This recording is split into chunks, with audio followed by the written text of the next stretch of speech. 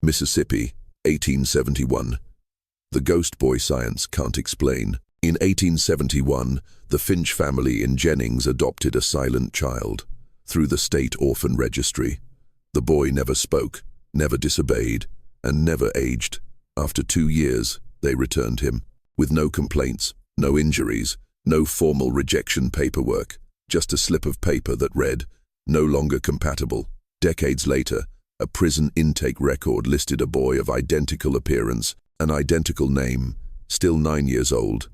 Like the video and subscribe to the channel if you're ready to step into the story of the Finch family and the child they sent back. And if you're listening right now, let me know what country you're in and what time it is. There's a comfort in knowing that we're all out there, scattered across timelines, watching the same story unfold together. The first mention appears in the Jennings County Orphan Intake Ledger, Volume 4, page 192, male, estimated age 8 to 9, origin unknown, delivered by itinerant officer, confirmed by Clark B. Smalls, does not speak, does not resist, has no name. Instead, a temporary designation. Child, 13, B. The officer's signature is smudged, but the loop at the tail of the G in agent matches a field supervisor stationed in nearby Vernon. His travel log for that week has been lost. The Carver family, Thomas and Eliza Carver, they were childless, owned a prosperous cotton plantation, and were respected figures in Natchez society. They were approved for adoption by the parish council, under a provision for families of moral and financial stability, an effort to relieve the burden on the overflowing almshouse. However, their adoption record in the registry showed an anomaly. From the start, though it was a single adoption, the entry for Ward 9 Kelvin showed signs of tampering. The initial entry was written in standard black ink, but just a few lines below, a second entry was added, in a different dark brown ink, stating, "Subject 9 Kelvin, status updated." There was no date, no explanation. Beside this second entry, a very faint, handwritten note in charcoal pencil appeared in the margin, "Portrait unchanged, verified by Mirror." The only known photograph from this period is a daguerreotype, found wedged between the pages of one of Thomas Carver's ledgers. It shows a boy, sitting upright on a hard wooden chair, his hands placed neatly on his lap, his gaze fixed unnervingly on the lens. The photo bears no name, no date, but its copper backing is engraved with the small mark of an itinerant French artist, known to have traveled the Mississippi River around 1826. It was rumored he lost all his equipment in a mysterious boat capsizing near Vicksburg. Shortly thereafter, no other photographs of the boy have been found. His image never appeared in parish announcements or city bulletins. The Natchez Almshouse's annual report for 1825 makes no mention of a transfer to the Carver family, although Thomas Carver, in a letter to his business partner, confirmed they had taken the boy from the parish facility with a small stipend and formal approval, dated the 4th of June. Thomas's handwriting, famously decisive and clear in his cotton contracts, became shaky and cramped in his personal notes about the child. The loops of his letters tightened, the spacing between words uneven. In an entry dated 1827, he wrote, "It does not ask, it does not sleep. I sometimes find it standing by the window looking out at the river, motionless for hours. I have stopped asking what it wants." Eliza Carver left no correspondence, but in her household ledger, there is a small entry for a fabric purchase. She bought 3 identical bolts of linen, enough for a boy's attire, but with no specific measurements, only a note beside it, to keep unchanged.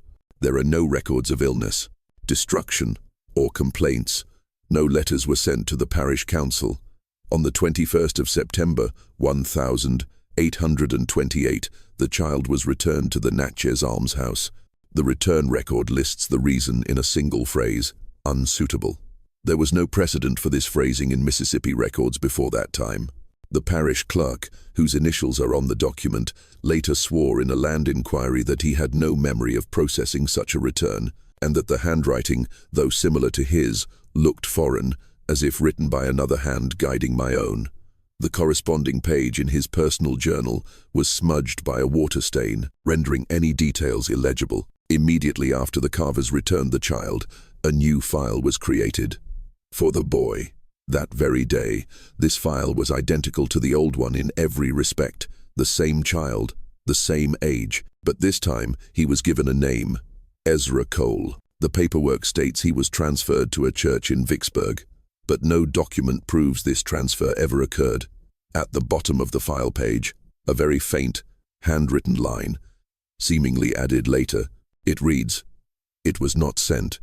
It was just released back to the river." The Carvers' residence was a large plantation house overlooking the Mississippi River. There are no records of any disturbances or damage to the house during the boys' stay. According to tax records, Thomas and Eliza Carver were model citizens. However, in their 1827 census return, there is an oddity. Next to the couple's names, there is an additional entry for a ward with no date of birth or other information. An X is marked in the ability to speak column, but there is no confirming signature from anyone. There were no reports on the boy's behavior, and the diary of the local pastor, who regularly visited families, is missing the pages covering that period. The only evidence of the boy's life here comes from a relative's letter. She wrote, "The Carver's quiet child has a strange habit. Every afternoon he goes and stands by the garden fence, silently watching the river until it is fully dark." Among the few Carver family possessions preserved at the Natchez Historical Society is a leather-bound notebook belonging to Eliza Carver.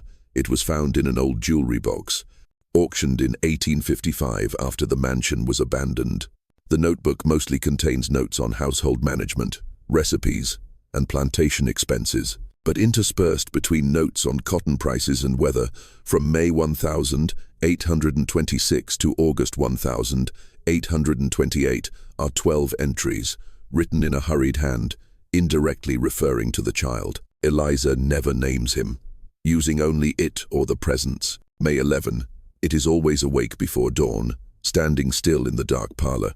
The 2nd of July, the oil lamp in its room is out again, though I am certain I filled it. There is no smell of smoke. The 19th of September, it does not speak, but it seems to know what I am about to ask. It just shakes its head slightly before I can open my mouth. Its eyes are always fixed on a point just over my shoulder. The 4th of December, I gave it a seashell I found on the riverbank. It did not look at the shell, but only held it in its palm. A moment later, I had a chilling feeling, as if a whisper was echoing from the shell. A short, undated note, written in pencil, is tucked between two pages that are nearly stuck together. It reads, "It knows when we are not watching. That is when the shadows in the room shift." From the winter of 1827, Eliza's notes became more brief. She no longer wrote about what it did, but simply recorded things that had passively occurred. The floors are polished, the windows are spotless. The grandfather clock in the hall has stopped again. By the spring of 1828, the entries stop, abruptly. The last line is written at the bottom of an otherwise empty page, with no punctuation. It has begun to tap its fingers in a rhythm. There are no further entries. The remaining pages of the notebook are completely blank. In the back cover of Eliza's notebook, a small slip of paper was found, hidden beneath the fabric lining. The slip was discovered by an archivist in 1962. On it are 3 words written in a strange hand, still not connected. The official return file was submitted on the 22nd of September, 1828. Everything on paper looked normal. The boy's ID number was Ward 9 Kelvin. The Carver family name was written in full, and it was confirmed the boy was healthy and without injury. The boy's name was left blank.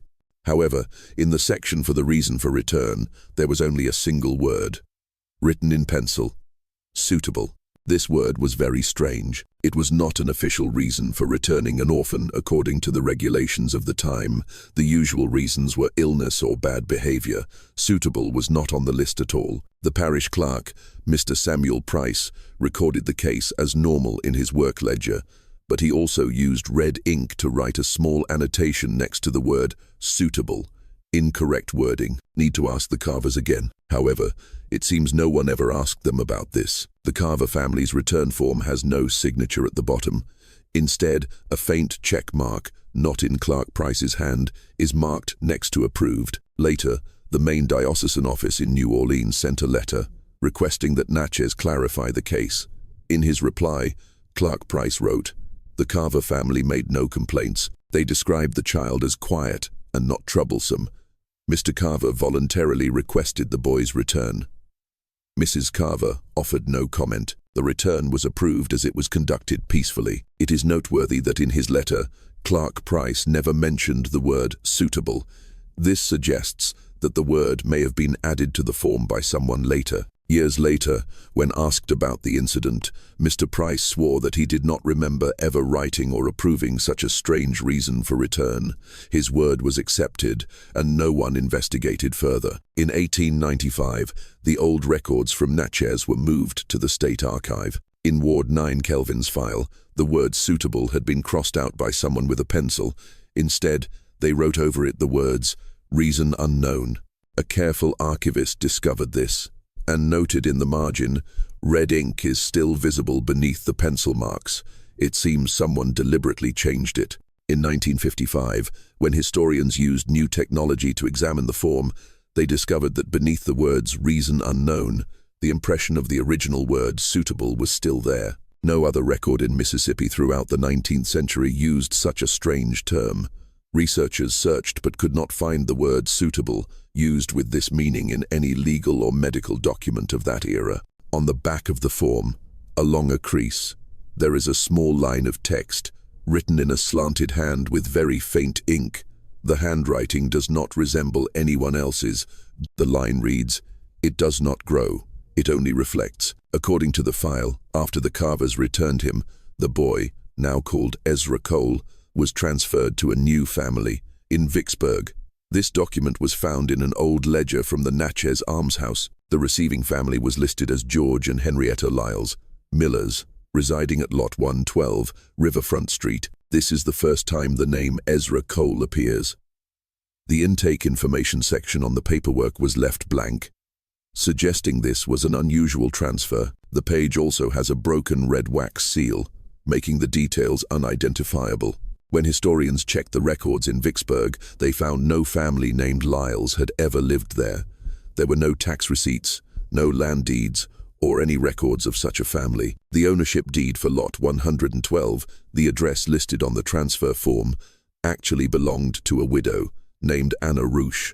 She had passed away years earlier, and the lot had been abandoned after a fire. It was never sold to anyone. In the city's land registry, the page with information about this lot had been torn in half. The remaining part ends abruptly, with a marginal note that reads, "Awaiting verification, no one presented." In March 1846, a census taker passed by that address. In his notebook he wrote, "Vacant lot. Only a charred foundation remains. Uninhabited." He drew a small diagram of the lot and wrote a single word on it, "Ruins." In his census form, the box for children fostered was initially checked, but was later crossed out hastily. A month later, a clerk at the Diocesan Child Placement Office in New Orleans filed a complaint regarding the arrangement for the Lyles family, citing failure to return the post-placement response form within the required 60 days. A note was attached to the child's file, stating, "Reassignment pending, awaiting confirmation of residence and/or contact." No confirmation ever arrived. The Natchez almshouse maintained that the child had been legally transferred. A letter in response to the clerk, filed under the signature of the almshouse's acting director, stated, "Delivery confirmed by carrier's log. Subject has left the parish's jurisdiction on the specified date. Further inquiries belong to the Vicksburg authorities." When that log was requested by the Vicksburg office, it could not be found. Only a payment stub remained. 2 pence issued to S. Plan Croft for delivery of 1 passenger, full route. No additional trips were recorded under that name for the entire year. Years later, a Warren Parish school register from the spring of 1846 lists a student, Ezra C., age 10, enrolled for 2 weeks at a rural school near the Yazoo River. The attendance sheet has his name only once. His line for the second week is crossed out, and beside it, another note in a different ink. Family relocated. The name Lyles was never written. The teacher's marginal note in the corner simply says, "Guardian unclear, uncertain if boy speaks." In a separate ledger, buried at the bottom of a surplus file in the parish clerk's office, an unsigned entry appears.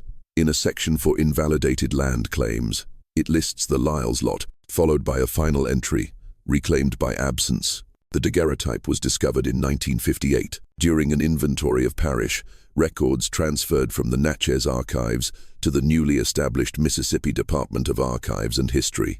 It was found wedged between 2 pages of a cotton shipping ledger, inside an old leather pouch faintly stamped Carver 1825-28, and tied with a desiccated leather cord. The metallic portrait, about the size of a palm, shows a boy seated on a simple wooden chair, his right hand resting on his knee, his face directed forward. He wears a coarse spun shirt, its collar unpressed.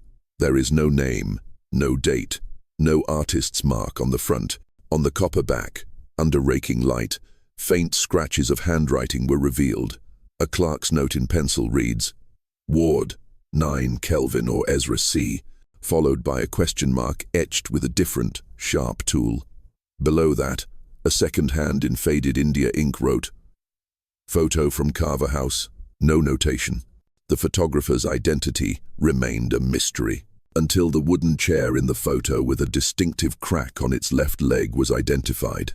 In an 1826 sketch of the interior of a traveling studio, owned by a French artist named Jean-Luc Dubois, he was known to have operated along the Mississippi River.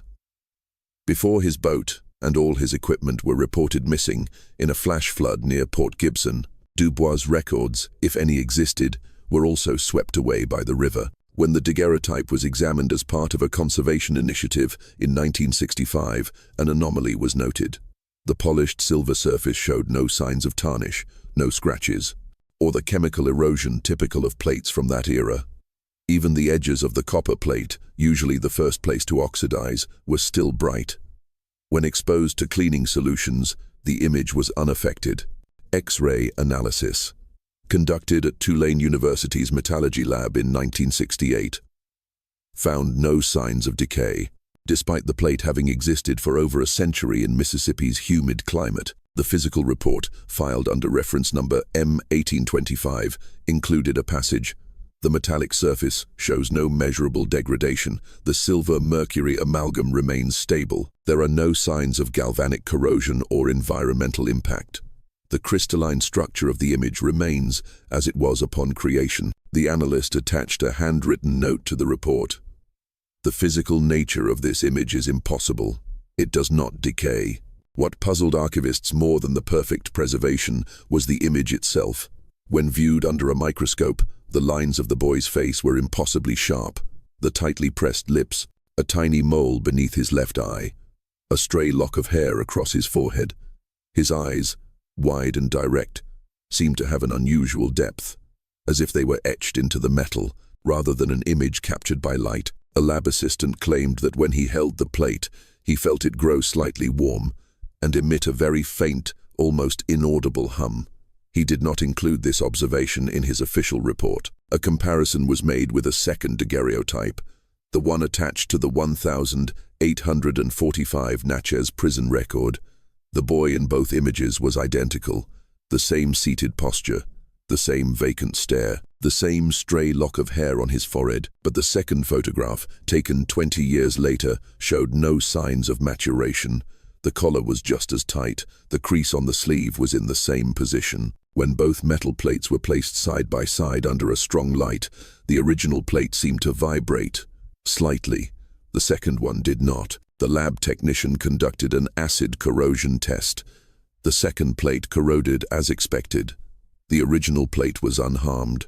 Its surface merely darkened temporarily, before brightening again. The technician resigned the following week. A handwritten note of his was found on his desk, with only one line, "It is not a record, it is an ongoing presence." The Natchez Parish Prison Intake Ledger for 1845 lists a juvenile inmate, under number 812, processed on the morning of May 9. The name entered is Ezra Cole, no middle name. The warden noted the charge as vagrancy and public disturbance near the wharf area. No resistance, no statement. Estimated age, 10. Height, 4 feet, 8 inches. Weight, 81 pounds. Skin, pale. Eyes, slate-colored. The arrest ledger has a handwritten note in the margin, a rarity for vagrant prisoners. Subject shows no emotion, completely silent but compliant with all orders. The intake form was attached with a newly taken daguerreotype, fixed with a drop of beeswax to the top corner of the page. The portrait, which has a faint scratch near the chin, shows a boy in a coarse spun shirt, his face slightly turned to the right, hands in his lap. Beneath the image, someone had written in India ink, "Photo taken at time of intake, metal plate stored separately." This handwriting did not match that of any wardens or clerks who worked at the prison that year. No identification papers accompanied the 1,845 prison file. The box for next of kin or guarantor was left empty. The boy, Ezra Cole, was held for 2 months before being classified as an incorrigible vagrant and transferred to the Woodville work camp for the indigent. A transfer order dated the 15th of July is signed by Warden John F. Harris and a local magistrate. The magistrate later swore he never signed that order, stating his signature had been forged. The J in his name was written with an unusual loop, not his style. At the Woodville work camp, the boy was assigned a straw pallet in the East Ward. A foreman's log describes him as utterly silent, never complains, works ceaselessly but eats very little, blinks when ordered. An additional note was written in the margin of the medical log: pulse slow but steady, skin cool to the touch, even in the Mississippi sun, does not sweat. He was not included in prayer sessions or reading lessons, but was assigned to cleaning and mending fishing nets. Records show no disciplinary infractions, no communication, no illness. A warden wrote in his monthly report, "He is present but does not exist.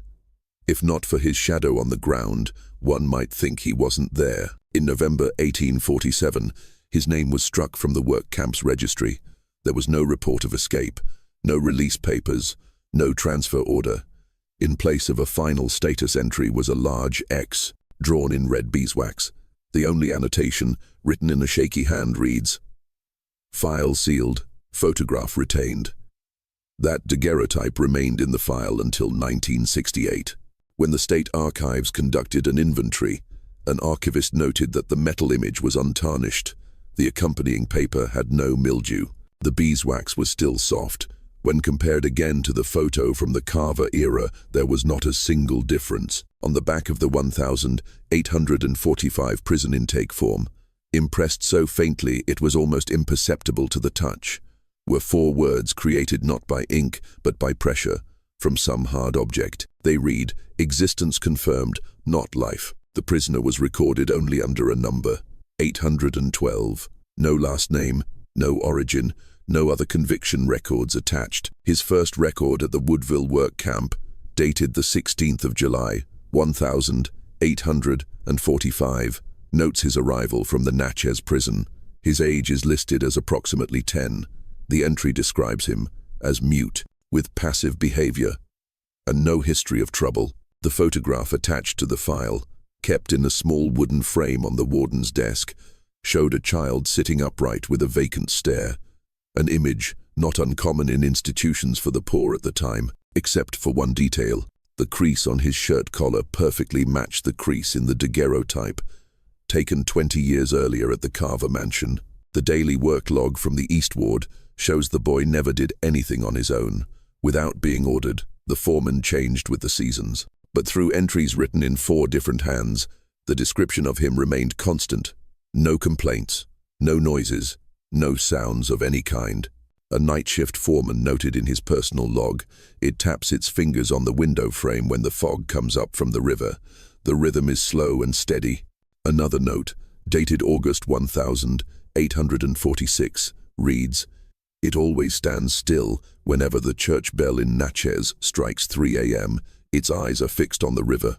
The kitchen ledger shows the boy ate almost nothing. Plates of food were often returned untouched, or with only a few crumbs of bread crushed. He showed no signs of weight loss or weakness. Monthly health check forms from 1,847 note his weight had not changed since his arrival. A caregiver's marginal note reads, "Flesh is cold, firm to the touch, fingernails strangely clean." He later added in pencil, "Never saw it shiver. Even on the coldest nights, there was no clear sleep cycle."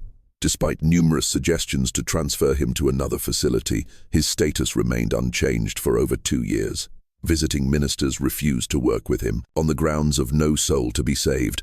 Doctors who visited the camp offered various diagnoses, from traumatic mutism to congenital idiocy to a strange form of waking. None of these diagnoses led to a change in his file status. The warden at the time, a man named Elias Vance, recorded in his 1847 annual report to the Natchez parish that subject 812 remains without misconduct or incident.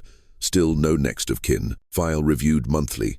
Vance resigned the following spring. His successor, a man named Silas Thorne, later recounted in a private letter that when he tried to move 812 straw pallet during a clean-out in 1848, the straw had hardened and stuck to the wooden floor. When the pallet was lifted, a fine layer of river dust was discovered underneath, arranged in parallel lines, like tiny waves. He ordered the corner left alone. There is no official record of this incident. The final mention of 812 appears in a work assignment book from January 1849. A labor roster marks his spot as empty. His intake record remained in the file cabinet. No escape report was filed. No transfer order was processed. The line with his name in the ledger ends abruptly. Below his name, a note appears in red ink, starkly different from the black ink of the ledger. No release order, status maintained.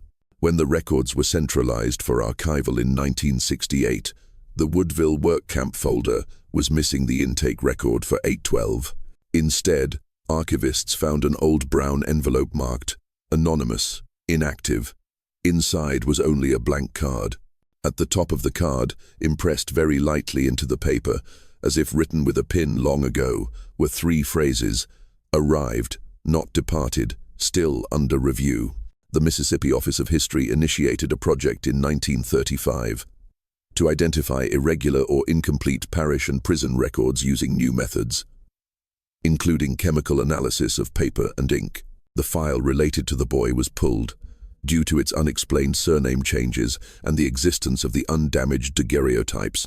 It had been catalogued under 3 different identifiers during its journey: Ward 9 Kelvin, Natchez Almshouse; Ezra Cole, Natchez Prison; and Inmate 812, Woodville Work Camp.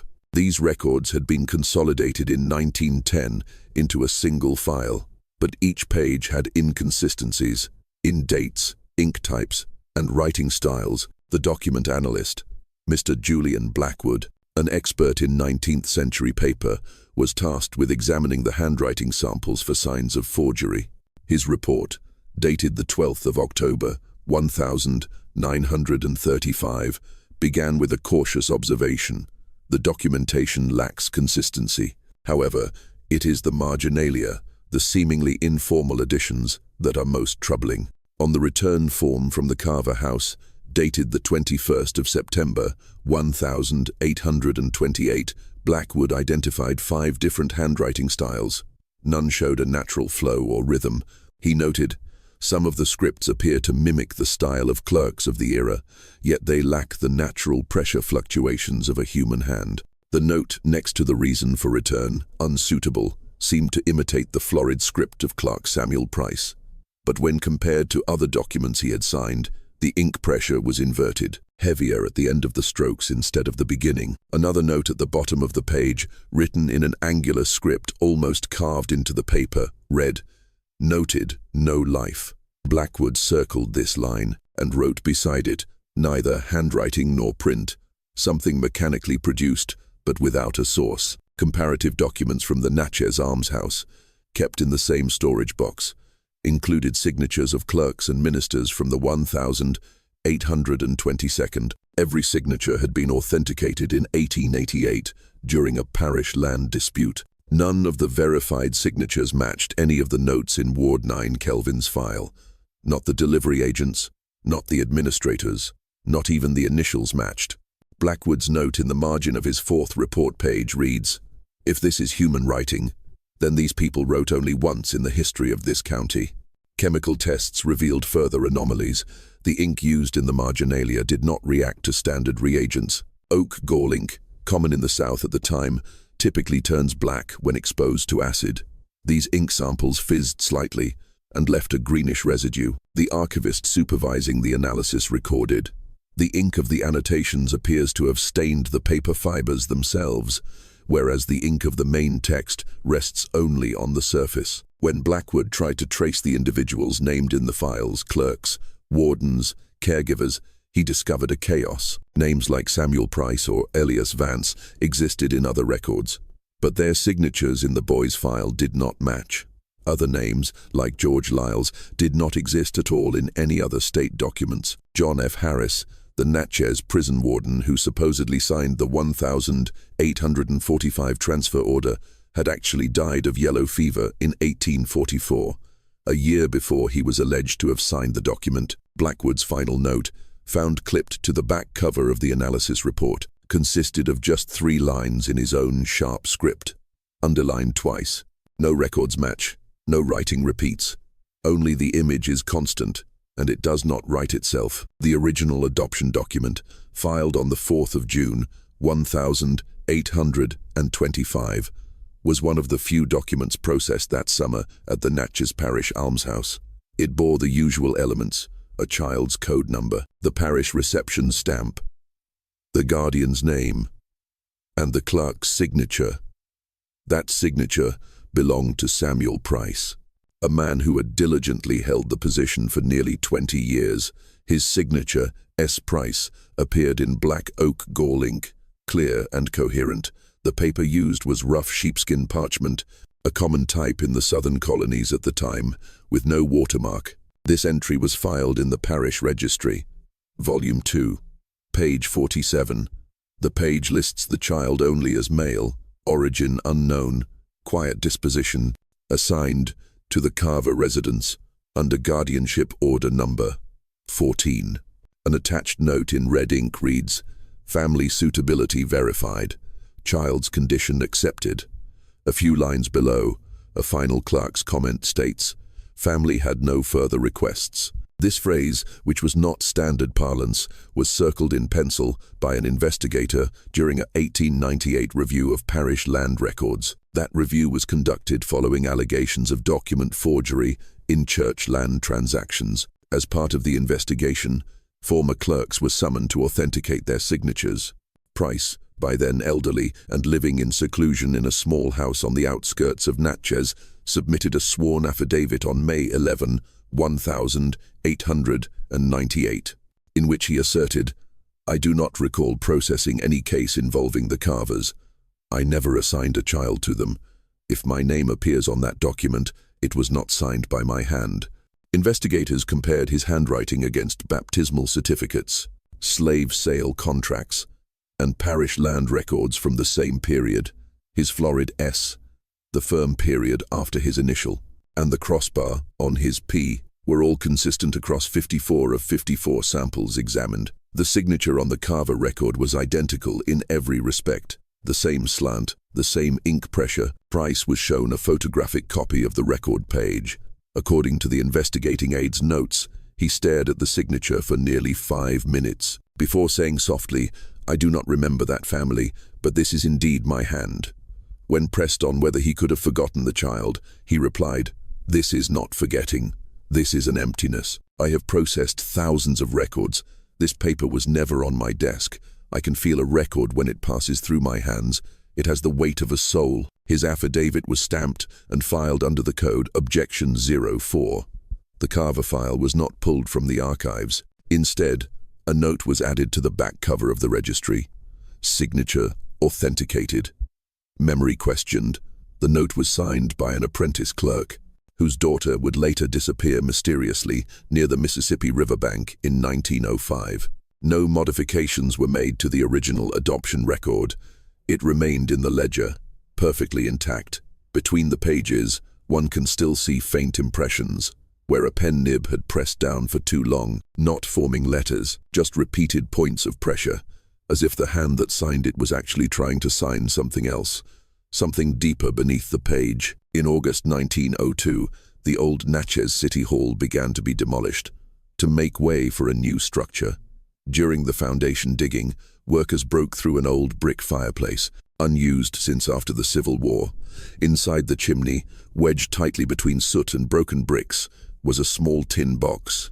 Its edges warped by heat, but still intact. No label, no number. The lid was rusted shut. When pried open, the tin box contained a single object, a small, hand-stitched notebook, its spine nearly broken, with no title.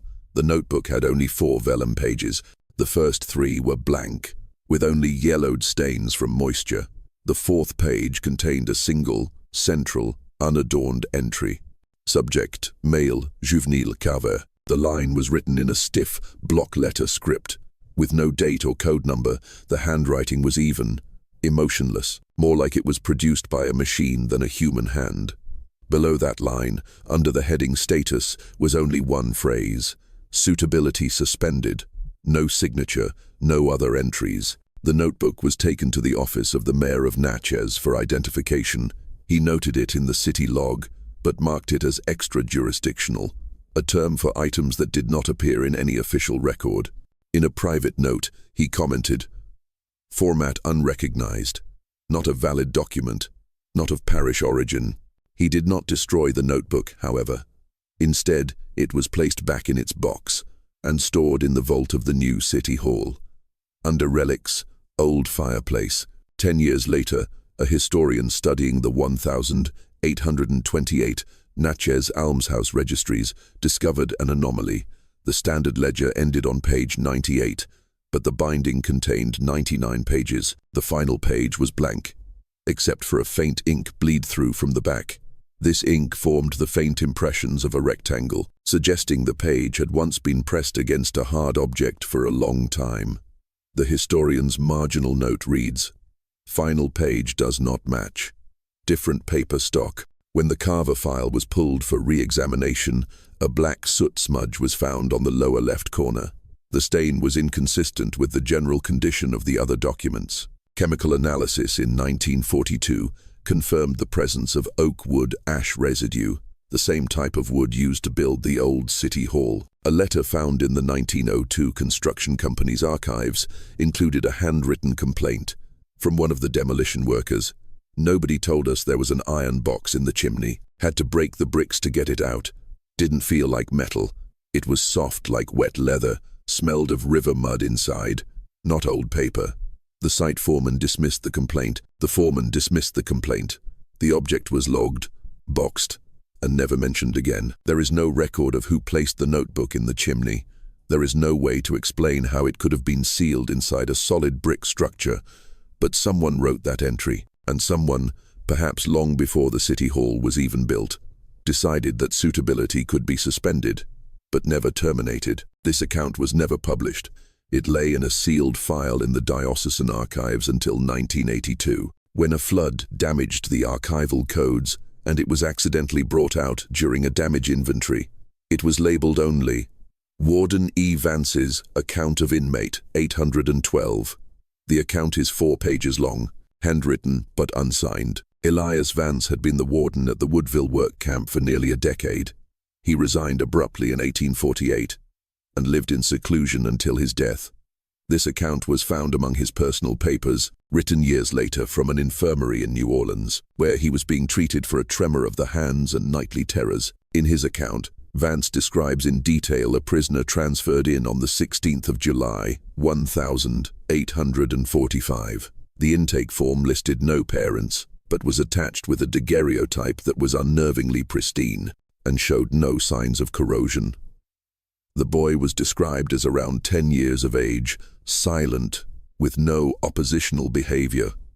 There was no prior record before the vagrancy charge that brought him to the camp. His housing was marked pending assignment, a status Vance admitted he created himself for those he did not know what to do with. That status never changed during the boy's entire stay. Vance wrote, "It was not a burden. It did not speak. It did not fight. But no one came for it. No family claimed it. No minister would speak to it. Every month, I had to write a report on it, and every month, I wondered where it came from. The river never gave me an answer, but in the winter of 1848, according to Vance's account, something changed. The boy, known only as 812, had been taken to the infirmary after not moving for 3 straight days. A caregiver reported that he was tapping his fingers on the wooden floor. He couldn't understand the rhythm. When Vance came and ordered him to stop, the boy didn't move his hand. Instead, he looked directly at Vance and blinked, continuously, 81 times. The caregiver had counted silently. When he finished counting, he dropped his lantern. "I thought it had a fever," Vance wrote. "But it was not warm. It just stared at me. I don't know what I saw in those eyes, but I wrote in the ledger that it had been adopted by a family in Yazoo City. It never left. I just couldn't keep seeing it every day, without an answer." That night, Vance couldn't sleep for the sound of the river water, which seemed to be whispering a number. A week later, the boy's line in the registry ends, without explanation, no release papers, no transfer note, just a blank space, and a line stamped with a homemade seal, "File closed." In the margin of the last page of Vance's account, there is a handwritten note, in a strange blue ink that does not match his script. It was not a rhythm, it was a coordinate. No one ever deciphered what 81 meant. No other inmate at Woodville was ever listed as pending assignment, and the blue ink did not match any type manufactured in Mississippi or neighboring states during that century.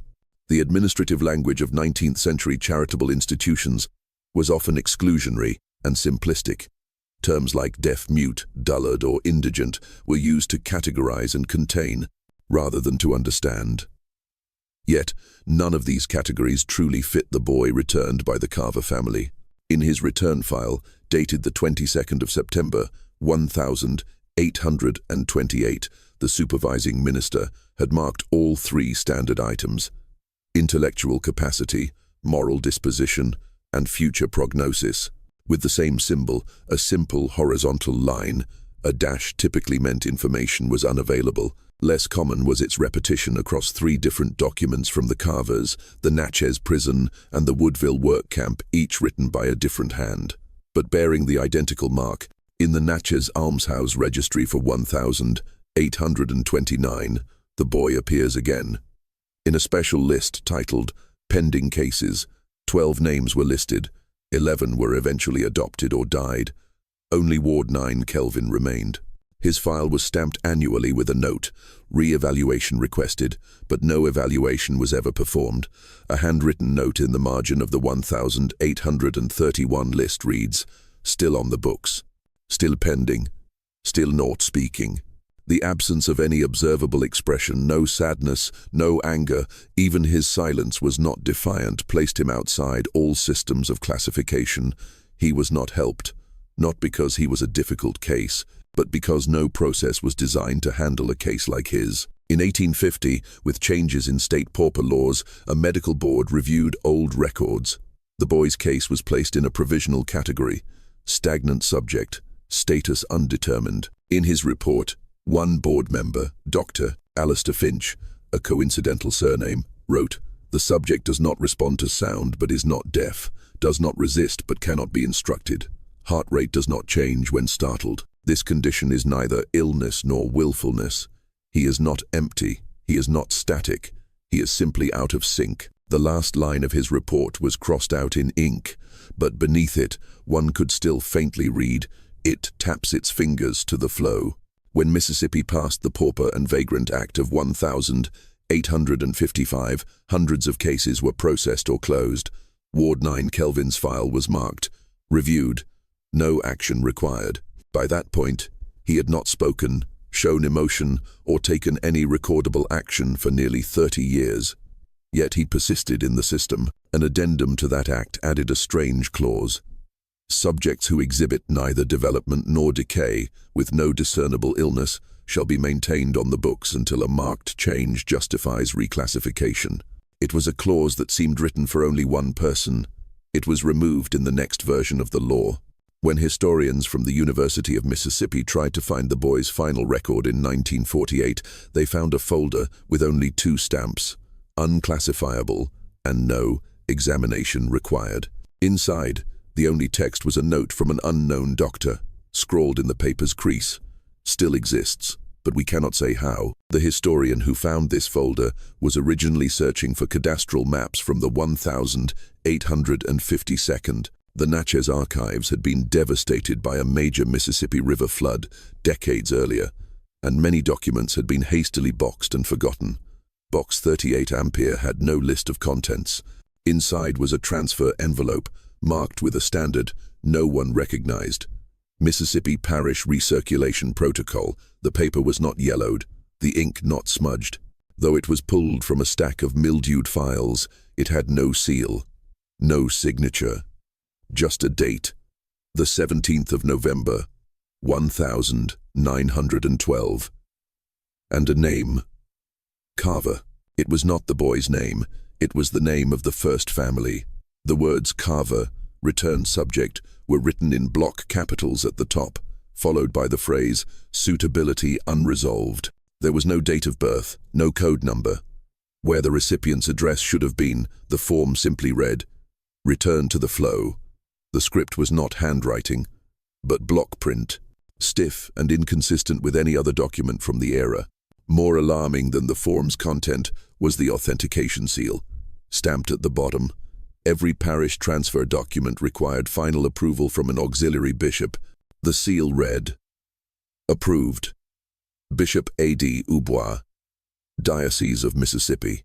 Bishop Dubois had served in that position from 1878 to 1891 and had died of yellow fever in August 1894. His death certificate, filed at St. Mary Basilica, confirms his burial on the 22nd of August, 1894. Yet, the approval seal on the form was dated the 17th of November, 1912, 18 years after Bishop Dubois' death.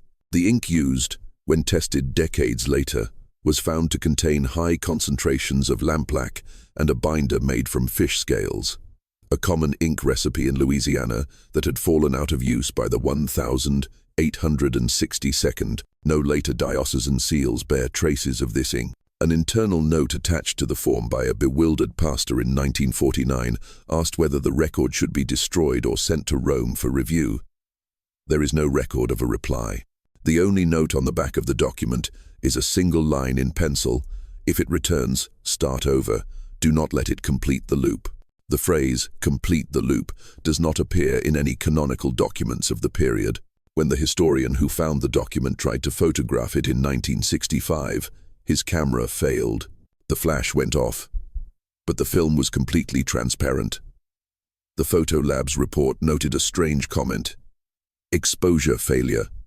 Film did not register light," as if the lens was aimed at a void. In 1978, when the Mississippi Department of Archives and History began microfilming 19th century records, a clerk discovered a series of entries that could not be indexed consistently. Carver, Cole, 812. Unlike standard records, this trio of names appeared repeatedly in parish registries, prison archives, and land ledgers along the Mississippi River. The file code seemed to change, but the core details remained constant. The file's location constantly shifted between classifications, without explanation. Sometimes it was marked transferred, other times pending or kundang jalai. Not once was it marked deceased. The file had more handwritten notes and amendments than any other from that period in Mississippi, yet no census ever listed the boy, no school enrolled him long-term, and no burial record closed his case. His age was last recorded as approximately 10 in 1845, after which the entry was left blank. A note in red ink in the margin of one document simply reads, "Maintain status until change occurs." No one initialed it. An internal diocesan report from 1922 described the file as a permanently inactive record. When reviewed in 1950, a historian noted, "This file seems to exist not out of administrative need, but out of a certain inertia." By 1965, a line in a state archive inventory report declared, "This subject is referenced in other files, but has no original record." When compared to other cases, this file had a unique characteristic: circulation. Its documents were copied, moved, and cross-referenced over 80 times from 1,825 to 1,960. Most records were moved only once or twice. His file moved on average every 5 years. No official request explained these movements. No official signed off on them. Some clerks' offices even noted they never received the physical document, but created a new entry anyway, citing the reason to sync with neighboring parishes. A note from a clerk in Vicksburg, dated April 1908, includes a hastily written line: "This file has surfaced again. Just leave it here this time." Some believed it was a ghost file, a clerical error that refused to be deleted.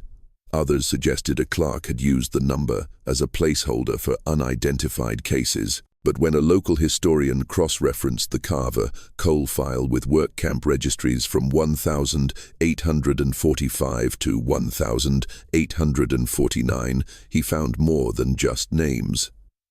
He found a second daguerreotype. It was an exact match to the one found in the Carver's ledger. Unaged, uncorroded, indistinguishable, the same boy, unchanged over 20 years. In a failed attempt to purge inactive records in 1981, the State Archive's early computer system repeatedly errored out when scanning this file. Access error, record in use. The technical department marked it as a software glitch. But on the error printout, below the line of code, a sentence appeared that no one on the programming team claimed to have written. "The flow is not erased.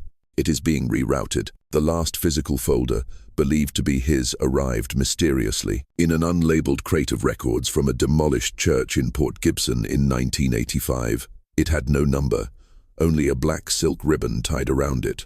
Inside were 12 vellum sheets, all blank, separated by dried bay leaves, seemingly undisturbed for over a century. No dates, no names, no notes. Just the stillness of captured time. It wasn't until a re-inventory in 1994 that the contents were closely examined. An archivist named Lena Dubois, another surname coincidence, held one of the blank sheets under an ultraviolet light. Along the bottom edge of the paper, a faint glow appeared. Under a microscope, a single phrase materialized, written in a microscopic script, still flowing. There was no ink, no signature. The sentence seemed to be woven into the very fibers of the paper. Chemical analysis found nothing. The lab returned the sheet with a note: "No foreign agents." The paper fibers have rearranged themselves into this shape. This single phrase, this single line, launched an internal investigation. Though no one could determine the folder's origin, it had no entry in Mississippi's archival system, and had clearly not been sent through official channels. One theory suggested it had been mixed in from a Louisiana parish, but this type of vellum was only produced in Natchez until about 1840. Another theory posited it was a fake record, created to cover up some crime. But that theory didn't explain the stains. On each dried bay leaf, in the exact same spot, was a faint, circular stain, the size of a child's fingertip. Analysis revealed it to be silt residue from the Mississippi River. Most disturbingly, the stains repeated on every single leaf, in the same position, at the same angle, as if a muddy finger had touched them again and again, over many years. A 1995 memo from the archive director, Samuel Peters, records his experience during a late night at work. "This folder," he wrote, "has an unusual weight. When he lifted it to place it in a sealed box, he described a feeling of cold dampness, as if I was lifting a wet stone from a riverbed, not a file of paper." Peters took an early retirement the following month. His resignation letter contained a single sentence: "What cannot be archived cannot be forgotten." Attempts to photograph the folder failed. Each picture produced only a dull gray, as if shooting into a thick fog.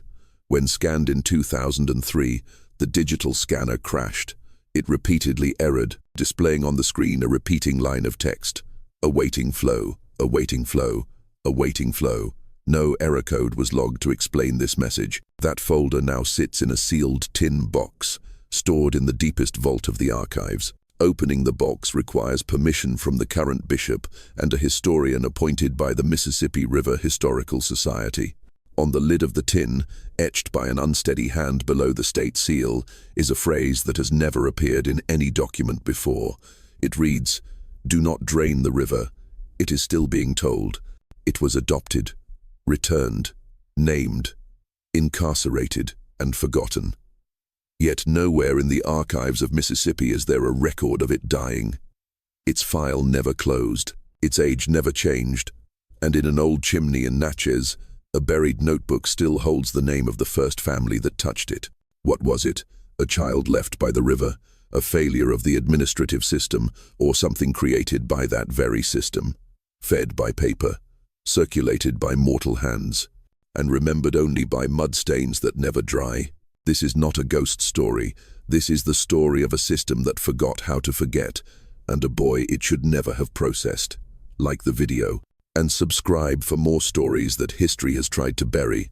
And if you're still watching, let me know where you're from and what time it is.